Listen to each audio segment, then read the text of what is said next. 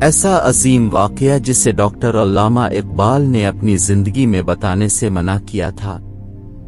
علامہ اقبال کے خادم میاں علی بخش کو علامہ کے ہاں ایسا ناقابل فراموش واقعہ پیش آیا جسے وہ عمر بھر یاد کرتے رہے۔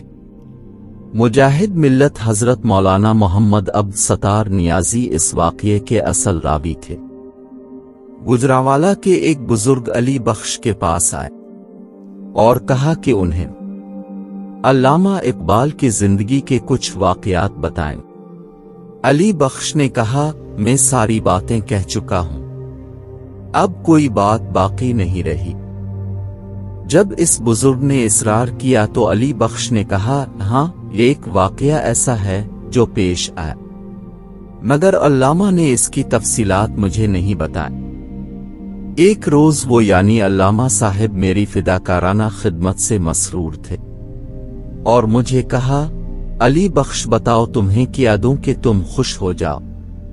میں نے جواب دیا کہ جو معاملہ آپ کو ایک دن پیش آیا تھا اور میں نے اس کے بارے میں اب سے سوال کیا تو اپنے بتانے سے انکار کر دیا تھا، وہ بتائیں۔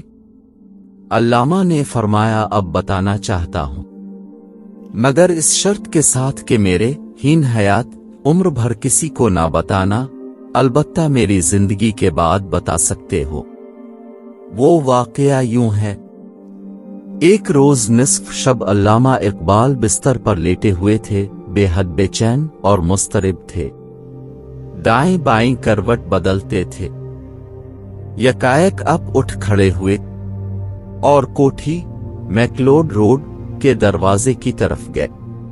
میں بھی پیچھے چلا گیا۔ اتنے میں ایک پاکیزہ بزرگ اندر داخل ہوئے۔ ان کا لباس خوبصورت اور سفید تھا۔ انہیں آپ اندر لے آئے اور پلنگ پر بٹھا دیا اور خود نیچے بیٹھ کر بزرگ کے پاؤں دبانے لگے۔ اس دوران علامہ صاحب نے ان سے پوچھا کہ آپ کے لیے کیا لاؤں؟ انہوں نے جواب دیا کہ دہی کی لسی بنا کر پیلا دو۔ اس پر علامہ صاحب نے مجھ سے کہا کہ جاگ لے کر جاؤ اور لسی بنوا کر لے آؤ۔ میں حیران تھا کہ اس وقت لسی کہاں سے حاصل کروں۔ بھاٹی گیٹ جا کر کسی مسلمان کی دکان سے بنوا کر لاؤں، اسٹیشن جاؤں۔ جو ہی میں کوٹھی سے باہر نکلا تو کوٹھی کے سامنے ایک بازار دکھائی دیا جو میں نے پہلے کبھی نہیں دیکھا تھا۔ بازار میں مجھے ایک لسی والے کی دکان نظر آئی۔ میں اس کے پاس گیا اور اسے کہا، مجھے جاگ میں لسی بنا کر دے دو۔ اس نے جاگ مجھ سے لیے کر اچھی طرح دھویا، پھر ایک دہی کی سہنک کونڈا اٹھا کر اپنے گڈوے میں لسی بنائی اور جاگ میں بھر دی۔ میں نے پیسے پوچھے تو سفید ریش بزرگ نے جواب دیا کہ علامہ صاحب سے ہمارا حساب چلتا رہتا ہے، تم لے جاؤ اور ان کو پیش کر دو۔ میں جاگ لے کر آیا اور حضرت علامہ کو پیش کر دیا۔ حضرت نے ایک گلاس بھر کر ان سفید ریش روحانی بزرگ کو پیش کیا۔